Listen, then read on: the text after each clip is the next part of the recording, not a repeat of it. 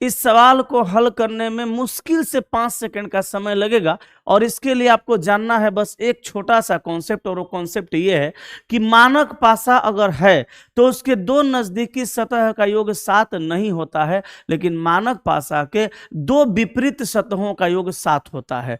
इसका मतलब ये हुआ कि अगर ऊपर 4 है तो नीचे 3 होगा, नीचे 3 है तो ऊपर 4 होगा, यानी दो विपरीत सतहों का संख्याओं का जो योग होता है वो 7 होता है। अब कैसे बनेगा ये समझ लीजिए।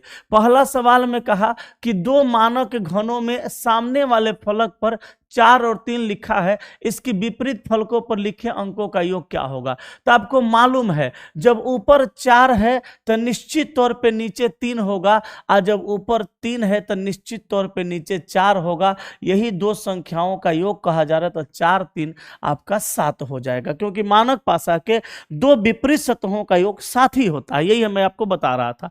यहाँ दूसरा सवाल है कि एक मानक घन में दिखते हुए फलकों पर 1 और 3 लिखा है, तो विपरीत फलकों पर अंकों का योग क्या होगा। दिख रहा है 1 और 3, तो इसका विपरीत क्या होगा। तो विपरीत फलकों का योग क्या होगा, तो ऊपर 1 है तो नीचे 6 दिखेगा, और ऊपर 3 है तो नीचे 4 दिखेगा, क्योंकि 6 व 1 7 और 3 4 7 हुआ। दो विपरीत सतहों का योग 7 न होता है, तो 6 4 कितना होगा, 10 होगा। यह सवाल का आंसर ऑप्शन नंबर ए होगा। तो उम्मीद करते हैं आप इस कॉन्सेप्ट को बहुत अच्छे से समझे होंगे, और ऐसे ही छोटे छोटे कॉन्सेप्ट को समझने के लिए, बड़े बड़े सवाल को हल करने के लिए आप मेरे चैनल से हमेशा जुड़ के रहें। मैं आपके लिए ऐसे शॉर्ट्स लाते रहूंगा। एक बार लाइक जरूर करिएगा और एक प्यारा सा कमेंट भी जरूर करिएगा। जय हिंद।